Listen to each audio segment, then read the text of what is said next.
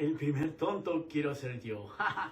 ¿Por qué nos dicen tonto cuando estamos enamorados? ¿Cómo ven, mi gente? Me hicieron recordar una canción de alguien muy especial que dice: el primer tonto de tu vida quiero ser, el primer tonto que te amo a ti, mujer. Es bonita canción, pero ¿por qué nos atontean? Así que, damas y caballeros, ahora tenemos invitado a alguien súper especial, al pastor de Guatemala, Esaú Sánchez. Bienvenido, pastor. Dios me lo bendiga, mi amado hermano Pedrito, y así a cada uno de los radio escuchas desde ya, que Dios los bendiga en esta preciosa hora de la tarde. Qué hermoso. Mire, le voy a presentar a mi compañera que la tenemos vía telefónica, Mari. Hola, hola, buenas tardes, soy Mari Fuentes de Tarde Romántica. Bienvenido, Esaú, ¿verdad? ¿Correcto? Así es, hermana Mari, es Esaú, Esaú. Esaú. Esaú. Ajá. Sí, estamos aquí. Sí, ok, Esaú. Bueno, bienvenido, Esaú. Muchas gracias por tan bienvenida, tan calurosa bienvenida, y desde ya bendiciones a cada uno de ustedes y a cada uno de los que nos escuchan. Claro que sí, ahorita en esta cabina está bendecida porque tenemos a un pastor que nos va a contar ¿es parte de su vida o es algo predicando? O como, a ver, explíquenos tantito, porque lo que queremos que el público que nos está escuchando a través de Tuning, aquí por Estéreo 188.7 FM, la estación que hace Latir tu Corazón y que tiene el show más codiciado de la radio, el show de Pedro León, y tiene que rugir. ¡Wow! Pastor, rújale. ¡Wow! Primera vez que hago un pastor que ruja. Que haga sentir tu corazón, ¿verdad? ¡Ándele! Está con todas sus garras. Pues mi hermano Pedrito, qué alegre y qué bendición poder compartir. Sí, esa parte de mi testimonio es la manera en la que yo llegué al Señor Jesucristo, ¿verdad? Soy una persona cristiana desde ya hace 22 años, pero mi historia se centra en lo que me pasó en la infancia y en la adolescencia, ¿verdad? Esperando que sea de edificación a cada uno de los que nos está escuchando. Sí, muy bonito, muy bonito. Me gustaría que nos diera ese testimonio aquí en Estéreo Centro. Es todo suyo. Adelante. Muchas gracias, y gracias a cada uno de los que nos escucha. Pues quiero contar parte de mi vida. La Biblia dice en el Evangelio según San Juan, capítulo 10, versículo 10, dice que el ladrón no viene sino para matar, hurtar y destruir. Mas yo, dice el Señor Jesús, he venido para que tengan vida y para que la tengan en abundancia. Justamente así fue mi vida. Mi vida fue directamente maltratada por el enemigo, hasta tal punto que llegó a destruir. Hay que ponerle mucha atención, que dice que primero matará y luego destruirá, pero ya que nos haya matado, ¿qué más puede destruir? No se refiere a una muerte física, sino a una muerte de sueños, de anhelos, de principios, de propósitos, porque sabemos que todos tenemos un propósito al cual fuimos llamados, según Romanos 8:28, ¿verdad? Pues mi vida, yo soy de Guatemala, nazco un 26 de noviembre de 1982, tengo 42 años en este momento. Y yo nazco en un hogar cristiano, ¿verdad? Un hogar que tenía temor de Dios, un hogar donde nosotros íbamos a la iglesia. Me acuerdo que la iglesia se llamaba Asamblea de Dios Sinaí, allá en la 11 avenida de la zona 19 de la ciudad capital de Guatemala.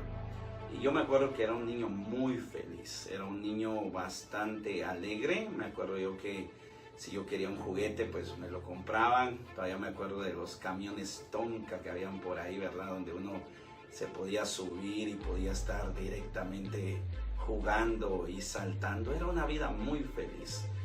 Mi papá tocaba en la iglesia. En aquel entonces no se usaban muchas guitarras eléctricas, sino que se usaban más guitarras de cajón o guitarras acústicas, como se le conozca. Y mi mamá pertenecía a la sociedad de damas, y yo me acuerdo que a los 8 años pues me sucedió algo maravilloso, una de las experiencias, yo creo que es la experiencia más maravillosa que me pasó. A los 8 años de edad yo me acuesto, me acuerdo que mi cama era una cama como de catre, una cama como de lámina, decimos allá en Guatemala, y me acuerdo que yo tengo un sueño en ese momento, y en el sueño me despiertan diciéndome mi nombre, me dicen Esaú, Esaú. En el momento en que yo me despierto, trato de ver quién me está hablando, y cuando yo volteo a ver, solo miro una luz maravillosa. Yo le digo a las personas cuando les cuento mi historia que era una luz como que se hubieran deshecho oro y pasaran la luz más brillante sobre ella. Era una luz cegadora. Me acuerdo yo que pregunto a mis 8 años de edad, pregunto, ¿quién es el que me habla? Y él me contesta, yo soy Dios, yo soy tu creador, quiero saber si estás dispuesto a servirme. En ese momento yo pues había crecido en un hogar cristiano, sabía la palabra del Señor, sabía absolutamente las historias bíblicas, Abraham, Noé, Isaac, Jacob, David, Goliat, ¿verdad? Sabía las historias bíblicas, y en ese momento yo le dije que sí al Señor. Yo me acuerdo que cuando me despierto, estoy hablando de los años 1990, cuando yo me despierto voy con mi papá, y me acuerdo que le digo a mi papá, mira papá, yo tuve un sueño y se me apareció Dios. A lo que mi papá me responde, cállate que los niños no sueñan. Luego voy con mi mamá, pues traté de encontrar consuelo en mi mamá, y cuando llegué con mi mamá le digo, mamá, fíjate que tuve un sueño y se me apareció Dios, y mi mamá me dice, cállense porque su papá ya dijo que los niños no sueñan. Igual mi papá me iba persiguiendo sin yo darme cuenta, y mi papá me dice, bueno, y en todo caso, ¿por qué se te aparece a vos Dios y no a mí, que soy grande y que tengo un privilegio en la iglesia? Eso hizo que yo me quedara callado absolutamente de todo lo que iba a pasar. Muchas veces uno de padre está esperando que Dios le abre a uno, o muchas veces uno de padre y de grande está esperando que Dios envíe a un pastor, a un siervo, a un evangelista, a un maestro, a un profeta, de acuerdo a tu denominación, pero realmente a quien Dios va a usar muchas veces es la boca de tus propios hijos, ¿verdad? Porque dice la palabra que Él perfeccionó la alabanza de los bocas de los que maman, eso quiere decir de los niños. Y muchas veces nosotros no apreciamos lo que los niños nos dicen, y realmente esto me llama mucho la atención, porque si yo cuento esta parte de mi vida es para decirle a la gente que seamos mejores padres, mejores hermanos, mejores hijos. No quiere decir que somos malos, sino quiere decir que seamos mejor. Me acuerdo yo que en ese momento yo me quedo callado, y siempre he creído que lo que Dios toca jamás lo deja igual. Y yo me recuerdo que cuando Dios toca mi vida, yo empiezo a tener una sabiduría, vamos a decirlo así, de la palabra del Señor, y empiezo a tener diferentes experiencias con el Señor, pero yo ya no le cuento a mi mamá ni a mi papá, sino que yo me quedo callado.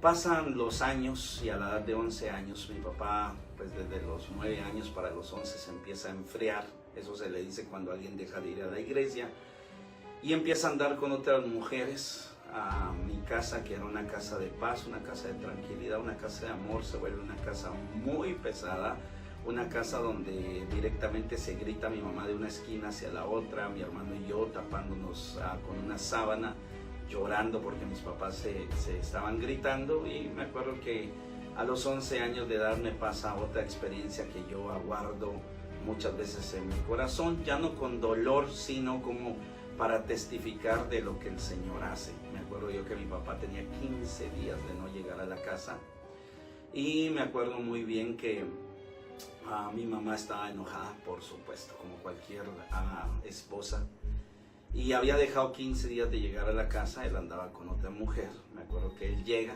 Cuando él llega, como yo soy el más pequeño de mis hermanos, bueno, solo somos dos, mi hermano más grande y yo, a mí me tocaba dormir en la cama de mi mamá con ella. Cuando él llega, mi papá tenía la costumbre de silbar, ¿verdad? Y me acuerdo que silba y hace, ya vine, hace, ya vine. Y me acuerdo yo que en ese momento yo me despierto, mi mamá me dice, no te muevas. Cuando entra mi papá dice, mira, Esaú, ándate para tu cama. Y yo pues me iba a levantar, pues era mi papá el que me estaba hablando, y en ese momento cuando yo me levanto y quiero irme a mi cama, mi mamá me jala y me dice, tú te quedas aquí porque yo soy la que mando. Y mi papá me dice, no, yo soy el que mando, andate para tu cama. Y me quedo encerrado en esa pelea. Cuando yo miro, mi papá se acerca a la mesita de noche, a esa mesa donde está a la par de la cama y se guardan cosas, agarra un par de botas y dice la siguiente frase, dice, en esta casa no se puede vivir. Y se va de la casa. Yo me acuerdo muy bien, a esta edad yo ya comprendo, les hablo de 42 años, comprendo que mi papá no se fue por mi culpa.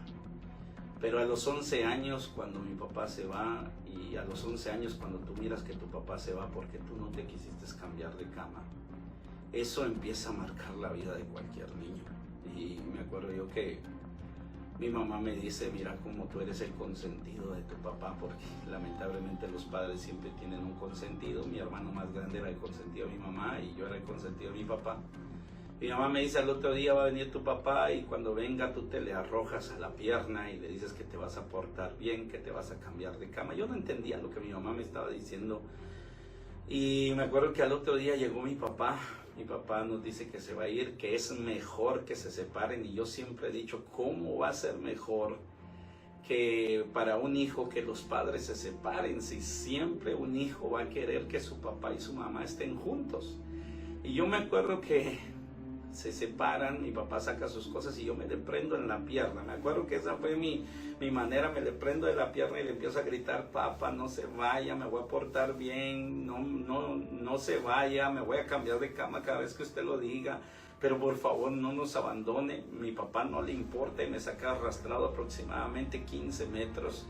Y yo me acuerdo que no me le despegué de la pierna a mi papá, y ya cuando se iba a subir al pick-up me dice, mira, es mejor, me avienta y se sube el pick-up y nunca más lo vuelvo a ver durante un buen periodo de mi vida. Para acabarla de ajustar, en Guatemala generalmente te pagan mensualmente y generalmente el gasto a la casa se da mensualmente, pero los últimos días del mes pues hay que directamente esperar el siguiente pago. Mi papá se va un 21 de julio, de cuando yo tenía 11 años, y deja a mi mamá sin plata, nos deja a nosotros en una extrema pobreza. A la semana de eso se entran los ladrones a mi casa. Me acuerdo yo que se robaron mis juguetes, la ropa, los zapatos. Me acuerdo yo que estábamos encerrados en una habitación escuchando a los ladrones decir, si salen los matás, y eso fue muy traumático para nuestra vida con mi hermana y con mi mamá. Al siguiente día, esperando la mañana, salimos, ya se habían ido los ladrones, se habían llevado las cosas de valor de la casa. Estábamos en una situación muy difícil y me acuerdo yo que mi mamá dice, voy a ir a llamar a tu papá. En aquel entonces, yo sé que ahora los radioescuchas pues tienen celulares en todo momento, pero en aquel entonces no habían celulares. Y me acuerdo que habían unos teléfonos que uno tenía que girar, ¿verdad? Que eran como de disco y que tenían alambres y casi no habían, pero mi tío tenía uno de esos teléfonos y vamos, y mi mamá me dice, mira, yo le voy a decir a tu papá Máximo, porque así se llama mi papá, Máximo, se nos metieron los ladrones a la casa y yo te voy a pasar el teléfono y tú le empiezas a decir que venga. Y me acuerdo yo que mi mamá llama a mi papá, le dice que se metieron los ladrones a la casa y en ese momento me pasa el teléfono. Cuando me pasa el teléfono, mi papá solo escucho que dice, yo ya no vivo en esa casa, a mí no me importa lo que les pase. Y en ese momento yo me enojé tanto que agarré el teléfono y lo colgué, y yo no le agarré odio a mi papá, yo le agarré odio a Dios, porque Él se me había presentado, me habían contado que Dios era amor. Y yo empecé a decir, bueno, si Dios todo lo controla, entonces Él tenía que controlar que mi papá no se fuera. Él tenía que controlar que mi papá volviera a la casa. Yo no pedí nacer para venir a sufrir. Y me acuerdo que después de eso me vuelvo epiléptico. En aquellos años casi no se sabía nada de la epilepsia. Me acuerdo que me diagnostican epiléptico. La primera vez que me da un ataque epiléptico, los doctores dicen que se me forma un coágulo de sangre en el cerebro y directamente yo empiezo a recibir ataques epilépticos y siento como que algo se está escapando de mí, que es mi vida. Mi mamá dice que permanecí en ese ataque durante 3 minutos. Me llevan al hospital Roosevelt, que es el Hospital Nacional de Guatemala, y cuando me están ingresando en camilla, me acuerdo que abro los ojos, los bomberos me empiezan a preguntar, ¿cómo te llamas? ¿Qué te pasó? ¿Te acuerdas? Las preguntas de rutina, pero yo solo miro que en un extremo de la camilla está mi mamá y en otro extremo de la camilla está mi papá. Y cuando yo miro, mi papá le grita a mi mamá y le dice, si le pasa algo al bebé, pues así me decían, si le pasa algo al bebé, hoy sí te reviento la cara. Y yo recuerdo que yo en ese momento pensé, ¿cómo mi papá pide que me cuiden si ni siquiera para una pastilla me va a dar, ni siquiera para un mejoral, ni siquiera para un Tapsin, no, ni siquiera me da para alguna medicina directamente? Y yo me acuerdo que me diagnostican que no voy a poder trabajar, que no voy a poder manejar, que no voy a poderme subir a juegos, que nunca voy a poder ver tele, que directamente todo me hace mal porque me altera, me empiezan a dar sedantes, me empiezan a dar la pastilla la lírica, me empiezan a dar directamente cosas para tranquilizarme con tal de que no me den ataques epilépticos, pero la epilepsia sigue avanzando. Entonces yo me empiezo a enojar. Luego está la situación económica. Mi mamá va a pedir a una iglesia ayuda. Y bien recuerdo que cuando mi mamá va a pedir ayuda a una iglesia, sale el pastor y el pastor le dice, mire qué es lo que quiere. Mi mamá le dice, fíjese que no tengo cómo alimentar a mis hijos. Y cuando el pastor escucha eso, le dice, ¿y por qué? Y ella le cuenta que mi papá nos ha abandonado. Y el pastor le dice a mi mamá que es culpa de ella que mi papá nos haya abandonado porque ella tenía que aguantarle las amantes a mi papá. Y que no había fondos en la iglesia para podernos ayudar. Y en ese momento yo le agarré más odio a todo lo que era Dios, le agarré odio a lo que eran los cristianos, a lo que eran las iglesias. Y yo dije, yo voy a acabar con todos ellos porque ese Dios que ellos predican es un Dios de mentira, es un Dios que no existe. Todo lo que ellos hablan es hipocresía. Y me acuerdo yo que empecé a crecer y hubieron situaciones de mucha pobreza en mi casa. Me acuerdo que un día mi hermano encuentra 50 centavos que convertido a pesos serían $1 y convertidos a dólar sería aproximadamente 2 coras, ¿verdad? Que directamente mi hermano se encuentra en un ropero. Y me acuerdo que en ese entonces 5 tortillas, allá en Guatemala las hacen a la mano, 5 tortillas. Eran 25 centavos y 25 centavos valía una onza de margarina. Me acuerdo que mi hermano empieza a hacer tortilla con mantequilla y me da a comer y me dice mi hermano, bueno, como tú eres el más pequeño te tocan 2 y a mí que soy el más grande me tocan 3.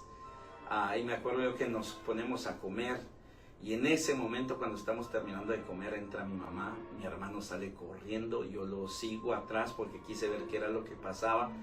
Y cuando sale corriendo mi hermano le empieza a gritar a mi mamá que la perdone, que lo perdone porque no le dejó que comer, porque teníamos demasiada hambre y queríamos comer y que no le habían dejado. En ese momento yo me acuerdo que lo único que pensé es, Dios es muy injusto porque hace que mi familia sufra. Recuerdo que en otra ocasión, y si se me quiebra la voz no es de tristeza, sino que es de agradecimiento a Dios por lo que hace en la vida. Me acuerdo que en otro momento en que fue un momento de mucha pobreza fue cuando mi mamá le hacía mandados a mi tía por aproximadamente un quetzal. Para que entiendan la referencia, se da por $1 sean 7 quetzales, o sea que eran casi 15 centavos de dólar lo que le daba a mi tía por hacer mandados. Y me acuerdo que mi mamá va donde mi tía y le dice, bueno, necesita algún mandado. Mi tía la manda a comprar algo que valía en ese entonces 10 quetzales, 5 quetzales y le da 10 y le dice, mire Juanita, así se llama mi mamá, mire Juanita, le dice, usted va a comprarme esto, le va a costar 5, le voy a dar 10, me trae los 5 vueltos y me trae el comprobante de la compra. Yo me voy con mi mamá, cuando mi mamá compra, justamente le dan los 5 vueltos, pero mi mamá en vez de aguardarlo se lo mete a su delantal. Y cuando le dan el comprobante de la compra, ella lo rompe. Y mi mamá me hace una seña de silencio. Y cuando llegamos donde mi tía, a mi mamá me dice, solo haz silencio. Y entonces llega donde mi tía y le dice, mire, me costó 10 y no me dieron comprobante. Mi tía le dice, no hay problema, le da el quetzal. Y nos vamos a la casa. Aquí yo quiero hacer una aclaración. Mi mamá siempre ha sido un ejemplo de trabajo, de honradez, de honestidad para mí. Hasta el día de hoy ella trabaja, ya no trabaja por necesidad, ahora trabaja porque ella desea trabajar.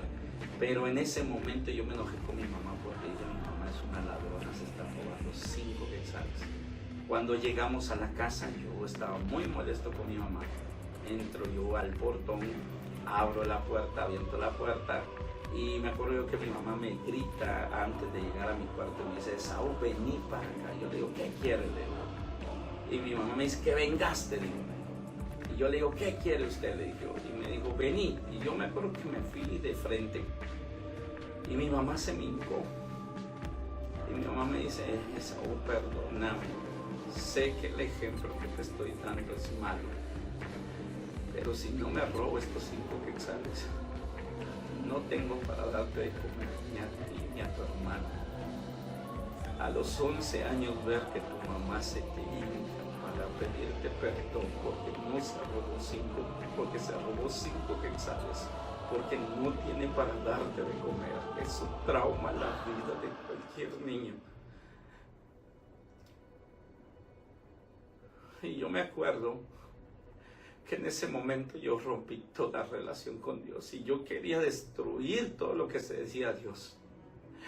Luego mi mamá pone una venta de sal, de hielo, una tienda, una barrotería y la pone y nos empieza a sacar adelante. Me acuerdo que me inscribe a una escuela cristiana y en la escuela cristiana en un periodo libre, esos periodos libres donde no llegan los maestros y uno no tiene nada que hacer.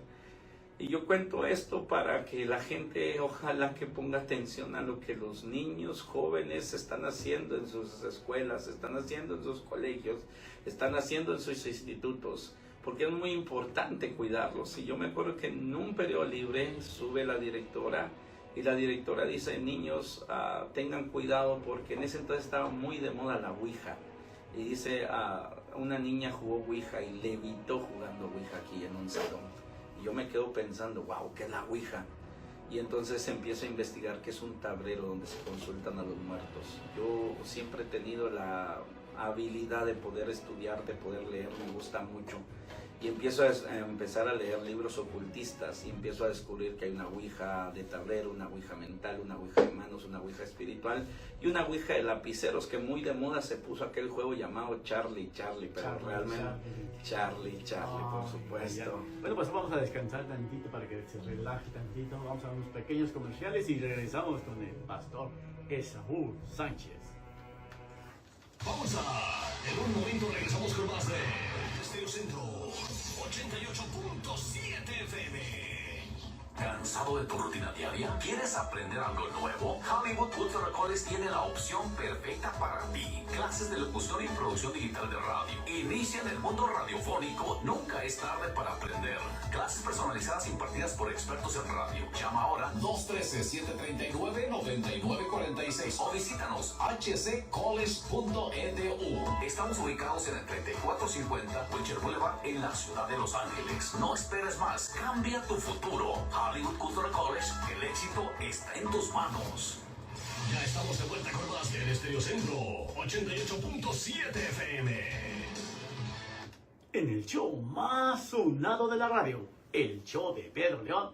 ¡Wow! Está con toda su garra. Mari, ¿cómo ves el testimonio de nuestro pastor? No, bueno, yo creo que a todos nos sacó las lágrimas. Por esa crudeza, ¿no? De la crudeza sobre la pobreza, sobre la necesidad de tener, fíjate, o sea, de tener hasta para unas tortillas. Yo considero que nos llegó al corazón y a mí me impactó mucho lo de los hermanos. Cuando el muchachito, su hermano mayor, le pidió perdón a su mamá porque no le había dejado tortillas, ¿no? O sea, no le había dejado para comer. Su narración es muy clara, ¿verdad? Que nos está llegando a todos. Y una gran enseñanza. Y qué lindo que él está hablando sin interrupción. Sí. Porque yo pienso que todos, aquí no estamos leyendo ni una novela, no estamos de ficción, no estamos escuchando una novela de ficción, sino la realidad. Y pues muchas personas yo pienso que se están identificando ya de una manera u otra con su testimonio. Claro que sí. Bueno, vamos a continuar aquí con nuestro pastor Esaú Sánchez. Bienvenido de vuelta y continúe, por favor, que está súper interesante. Gracias, hermano Pedro. Gracias, hermana Mari. Como comentaba, empiezo a investigar acerca de la ouija y leo más tratados ocultistas y cada vez me vuelvo más hacia el satanismo. Y yo lo que quería era destruir todo lo que se llamaba Dios, cada organización. Me acuerdo que llego a mi carrera media, lo que ustedes llamarían un high school. Allá en Guatemala yo directamente estudio mecánica diésel en el Instituto Técnico Hino, y me acuerdo yo que en un periodo libre nuevamente, recuerdo que somos 35 jóvenes en esa aula, y yo me acuerdo que les digo, muchachos, no tenemos nada que hacer, ¿por qué no les armo una ouija y empezamos a consultar a los muertos? Yo recuerdo que todos empiezan con aquella novedad, algunos por curiosidad, otros sabiendo lo que estaban haciendo. Y yo recuerdo directamente que empiezo yo a armar, empiezo yo directamente a estar haciendo lo que es esta ouija. Y me acuerdo que los pongo a jugar. Me acuerdo que 30 de los jóvenes, o 29 mejor dicho, 29 de esos jóvenes empiezan a jugar y 5 no querían absolutamente nada con la ouija.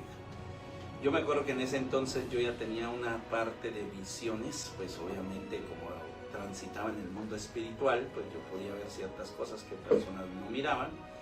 Y yo me acuerdo que empezaba a ver unas bolas de energía, ¿verdad?, que chocaban en el aire. Y me acuerdo yo que me acerco a estas personas y yo les digo, ustedes son cristianos, ¿verdad? Y ellos me dicen, sí.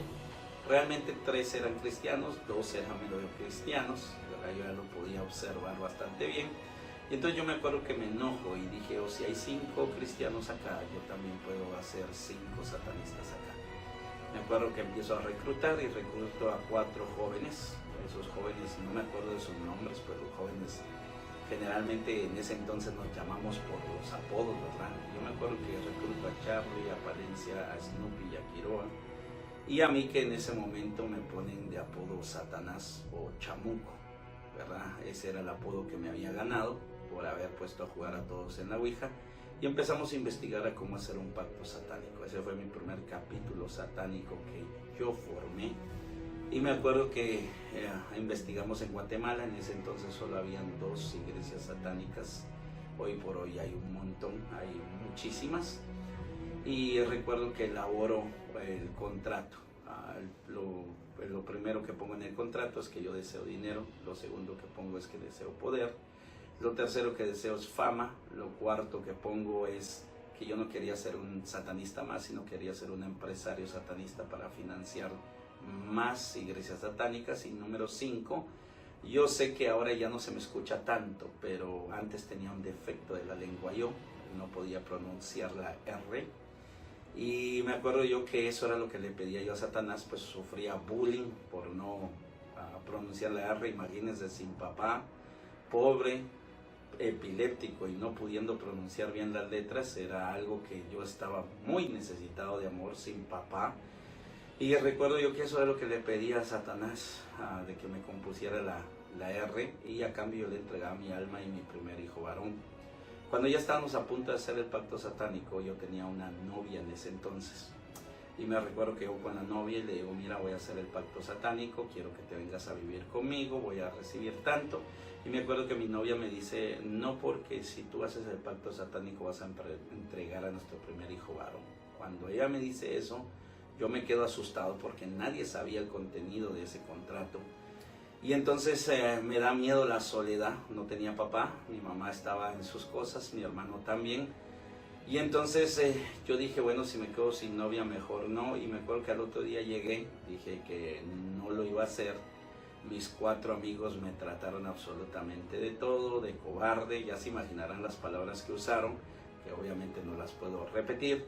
Pero 3 de ellos sí hicieron el pacto satánico. Y déjenme contar cómo terminaron estos jóvenes. El primero que lo hizo fue Quiroa. Él compró una casa y a los 15 días de haber comprado la casa le tocaron la puerta y le pegaron un tiro en la cabeza. Palencia directamente recibió dinero, le pegaron en la pierna y luego le pegaron en la cabeza y así falleció él. A Snoopy nunca lo volvimos a ver, nunca supimos acerca de él. De hecho, cuando yo ya vine a los pies del Señor lo busqué, pero nadie sabe, desapareció. La familia pues cree que está muerto, y los únicos 2 que quedamos con vida directamente eres Charlie y soy yo. Irónicamente los 2 venimos de familia cristiana. Un día yo orando le decía al Señor que por qué directamente nosotros 2 habíamos quedado con vida, si nosotros 2 conociendo habíamos hecho tanto mal. Y me acuerdo que el Señor me habló y me dijo, Esaú, aunque tú seas infiel, yo permanezco fiel. Y aunque tú no te merecías mi fidelidad, había una madre que clamaba por ti. que clamaba de día y de noche, y aunque tú eras infiel, yo escuchaba las oraciones de tu madre. Bueno, a cada una de las radioescuchas que tal vez estás orando por tu hijo, que tu hijo está perdido en drogas, está perdido en el alcohol, está perdido en el vicio, pues yo te digo, no pares de orar, mujer, no pares de orar, caballero, porque te aseguro que Dios está escuchando tu oración. Después de eso yo quedé muy mal, quedé atormentado, y me acuerdo yo que pido ayuda a estos 5 cristianos y les digo yo, ayúdenme, quiero por favor de que ustedes me ministren, me oren por mí, y me dicen, tú lo que necesitas es liberación. En los años 90 la liberación no era muy común de hablarlo, y me acuerdo que me dicen, mira, allá en San Lucas, que es una región del interior de Guatemala, me dicen, allá en San Lucas hay un siervo que ministra liberación, ve. Yo me acuerdo que tengo miedo, no quiero ir, pero me acuerdo que en ese momento yo escucho voces en mi cabeza que me dicen, vas a ir, pero no vas a ir a ser libre, sino que vas a ir a matar a esta persona. Cuando me dicen, no podemos ir solos, necesitamos invocar a alguien más, yo me acuerdo que llego a cierto lugar, me corto una parte de mi cuerpo, que hasta el día de hoy tengo la cicatriz, dibujo algo, un emblema directamente en el piso con mi sangre, y empiezo a hacer un pacto. No pedí dinero, no pedí fama, lo único que quería era que me dieran el poder para matar a esta persona. Y cuando empiezo a invocar, pues para mi sorpresa, yo era muy fanático de una caricatura, ¿verdad? Que creo que todo el mundo la conoce, que es la caricatura de Dragon Ball Z. Yo no vengo a decir que todas las caricaturas son malas, eso lo quiero aclarar porque sé que no, pero también quiero aclarar que hay caricaturas que pues nosotros sabemos de por sí que tienen mensajes ocultistas y satanistas. Y me acuerdo yo que empiezo a invocar el nombre de este personaje. Yo me acuerdo que llego a mi casa, no me acuerdo cómo llegué, pero en ese momento lo único que siento es dolor en todo mi cuerpo y una voz que me dice, si no me obedeces, esto es lo que te va a pasar. Me voy al siguiente día a San Lucas, esta persona empieza a orar por mí, no la mato, realmente la dejé herida, y yo termino pues directamente acostado en camilla. Llegan por mí, me trasladan a mi casa y termino 15 días sin poderme menear. Yo enojado porque pues me habían derrotado, empiezo a buscar más satanistas, y una persona en la Universidad de San Carlos de Guatemala me lleva a conocer a una satanista directamente de Guatemala llamada Candy. Ella es la representante de los Huizarcos allá en Guatemala, y me acuerdo yo muy bien que cuando yo llego ella me atiende.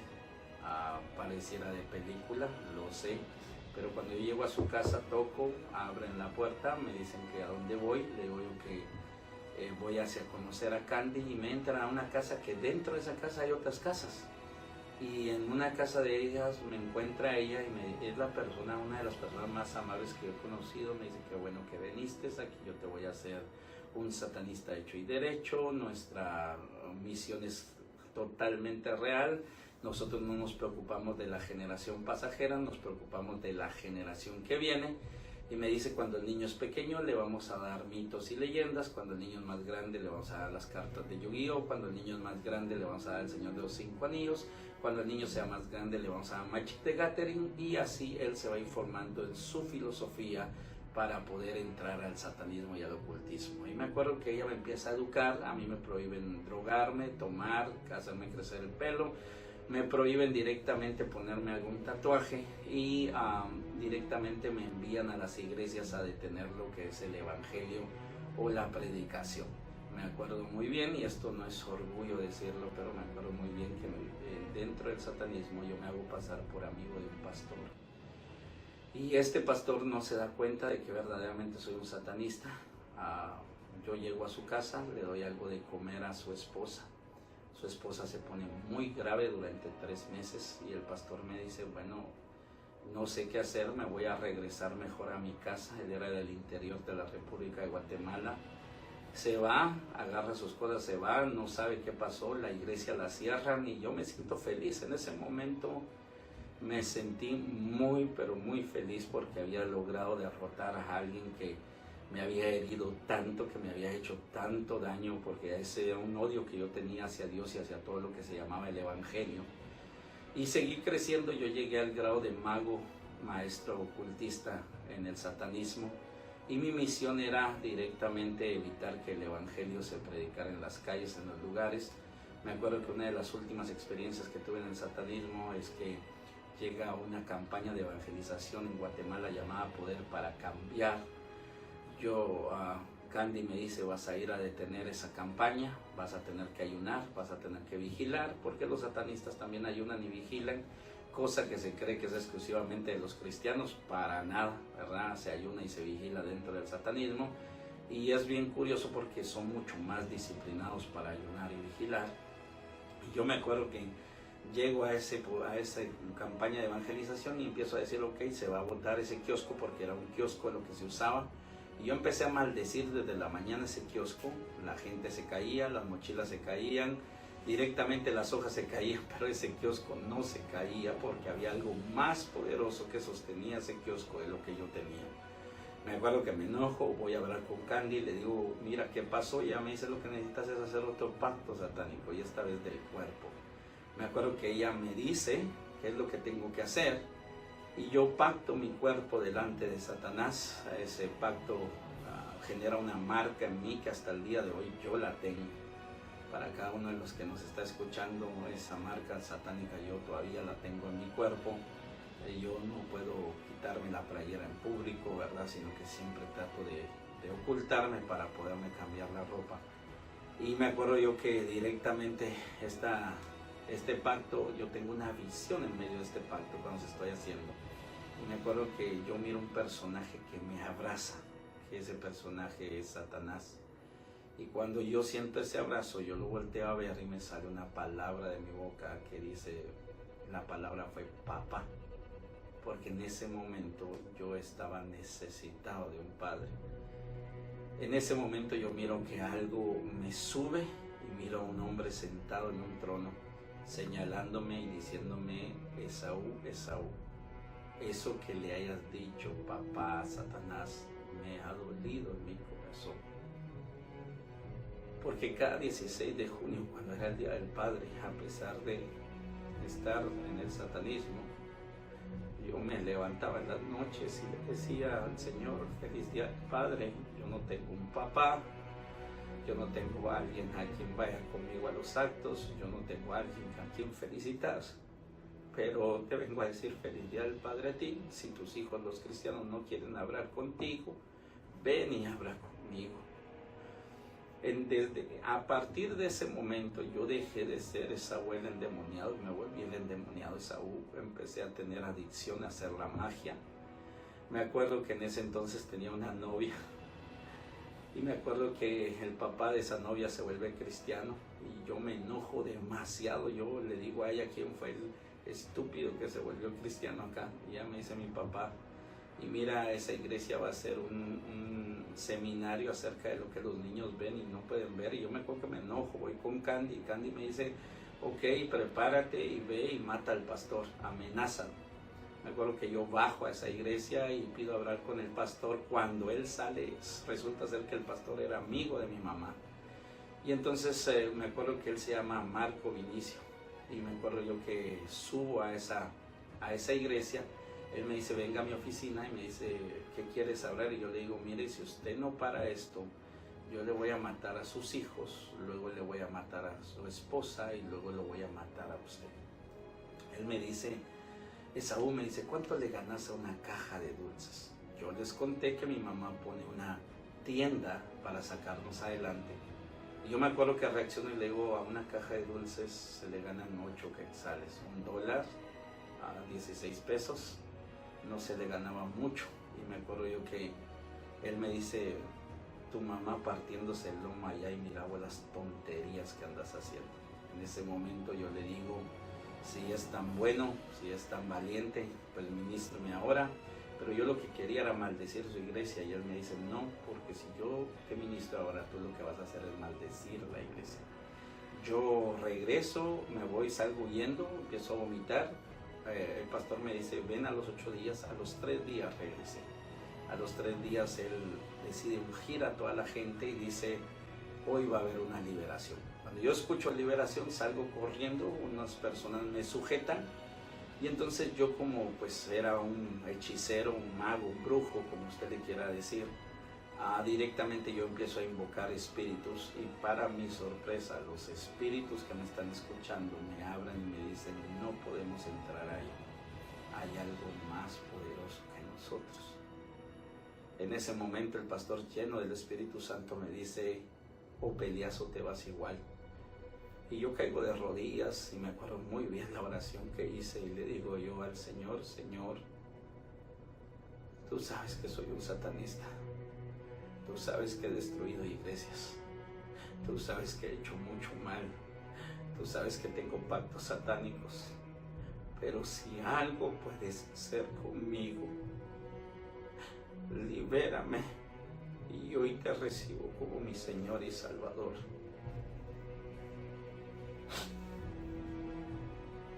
En ese momento yo sentí algo como un fuego y solo vi cadenas cayéndose. Y ese día pasé de las tinieblas a la luz admirable del Señor. En Dios no hay coincidencias. Mi papá me abandonó un 21 de julio cuando yo tenía 11 años. Y un 21 de julio cuando yo tengo 21 años, encuentro al Señor en mi corazón.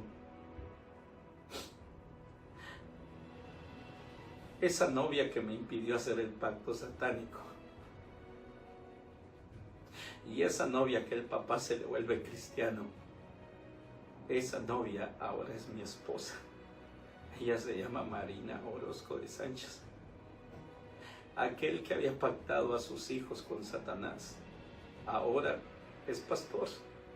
Y aquel que había dicho que iba a matar al pastor y a sus hijos, terminó sirviendo en esa iglesia durante 12 años. Y ahora pastoreamos una iglesia. Y alguien dirá: hermano, ¿y la epilepsia? Eso es lo bueno, que no solo predicamos a un Dios que salva, sino que también predicamos a un Dios que sana. A través de una oración de sanidad, nunca más me volvió a dar epilepsia. Aquel que no podía pronunciar la R, ahora está en una radio contando las maravillas del Señor. Y aunque me costó perdonar a mi padre, mi papá escuchó mi testimonio, mi mamá también lo escuchó. Y ambos pudimos sanar directamente el corazón. Por eso, padre y madre, cuando tú tomas una decisión, tú no solo la estás tomando por ti, sino que la estás tomando por toda tu familia. Yo pasé años en el satanismo e hice y deshice muchas cosas porque sentía la falta de amor de un padre. Y fue hasta que encontré al verdadero Padre Celestial, al verdadero Padre de mi corazón, que fue que salí de eso. Hoy ya han pasado 21 años de eso. Tengo 42 años y predicamos el Evangelio. Que hubieron veces que me quisieron matar por haberme salido de ahí. Por supuesto que sí. Exactamente fueron 5 veces. El último atentado lo tuve hace 15 años. Pero hasta el día de hoy yo le he dicho al Señor: hasta donde tú me des la vida voy a predicar, en donde sea, en las montañas, en la ciudad, en la radio, en la televisión, con la gente, porque lo mismo que me pasó a mí, que tuve una vida de libertad a través de Cristo Jesús, es lo que te quiero que te pase a ti que me estás escuchando. Ese es mi testimonio, esa es la manera en que Dios me rescató. Esa es la manera en la que Dios puede transformar un corazón lleno de odio a un corazón lleno de paz y de libertad, que puede transformar el odio que sentimos en nuestro corazón directamente en amor. Eso es lo que el Señor hace, por eso dice: yo he venido para que tengan vida y para que la tengan en abundancia. Bueno, mis amigos, ya escuchamos aquí al pastor Esaú Sánchez. Este testimonio yo creo que nos llevó a muchos. Me hizo el privilegio de estar aquí para todos ustedes, para indicarles la educación que deben tener con sus hijos y más que nada tener precaución de saber tratar en un momento dado la separación de un matrimonio, que no es la única perjudicada la persona que se deja, ya sea la esposa o el esposo, sino principalmente los hijos.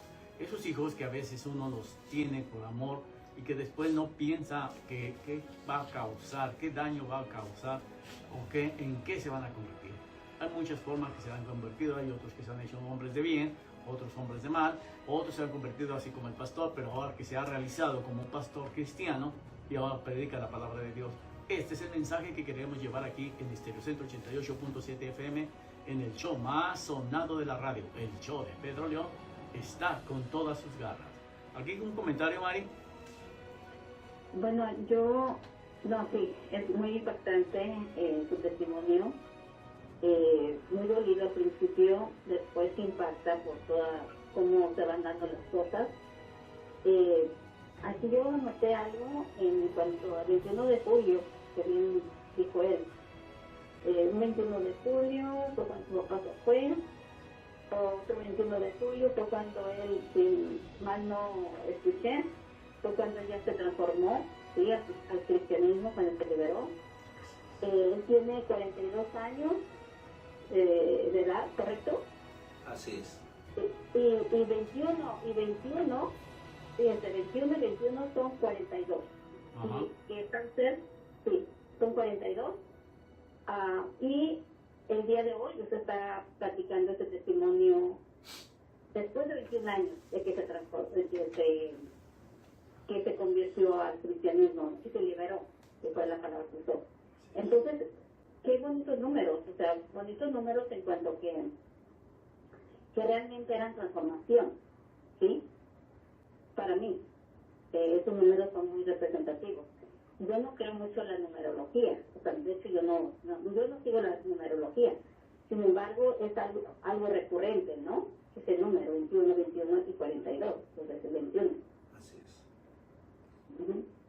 Bueno, sí, pues afortunadamente, como tú dices, Mari, mucha gente no cree en la numerología, pero existe, hasta la Biblia tiene ese sentido de la numerología, porque si nos ponemos a ver lo de la Biblia, están los 40 años que Jesús pasó en su ayuno, está la edad de Jesús, están las fechas que pasaron 40 años de los peregrinos que salieron de Egipto y que andaban buscando la tierra prometida que Dios les ofreció. Pero pastor, quisiera antes de irnos, porque ya casi estamos de partida, un comentario que le queda recomendar a todos nuestros radio oyentes y todas nuestras personas que nos están viendo por todas las redes sociales. Claro que sí, por supuesto, a cada uno de los radio oyentes y a cada uno de los internautas que tal vez nos están viendo por el Facebook, mi recomendación es no pierdan la fe. A las mamitas, no pierdan la fe.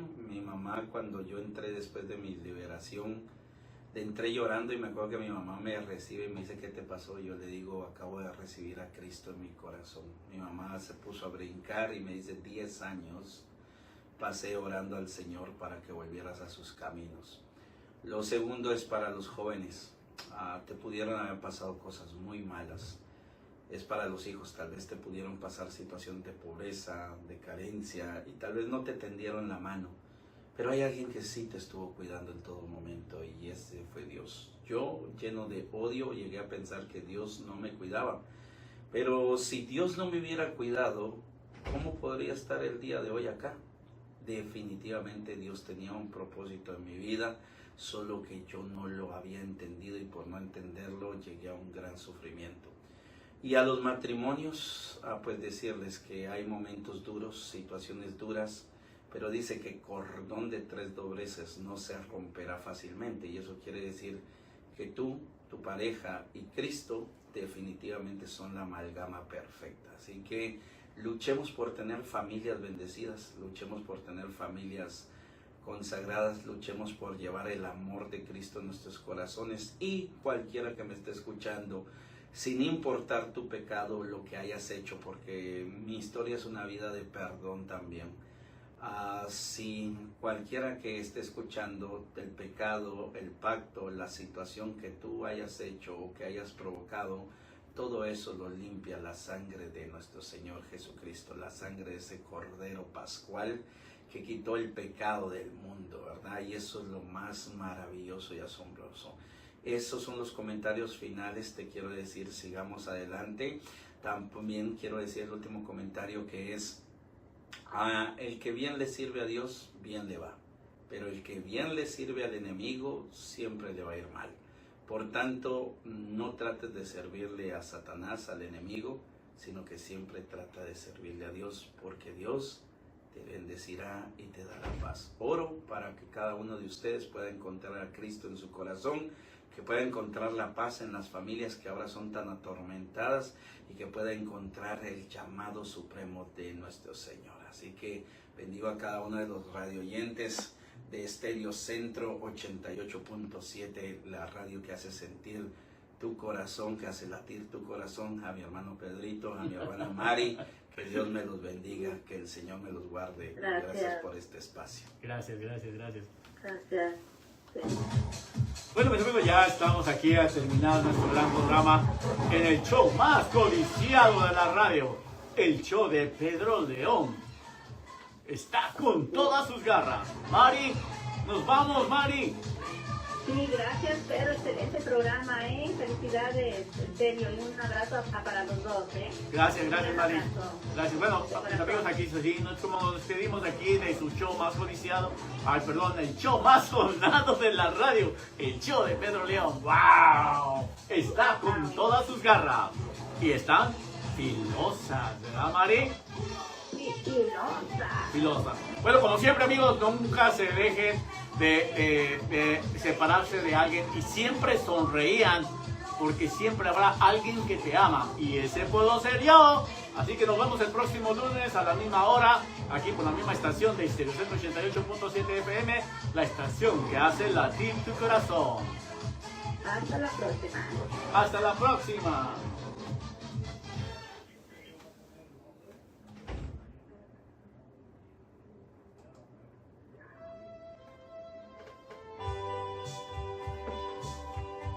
Gracias, Mari. Oye,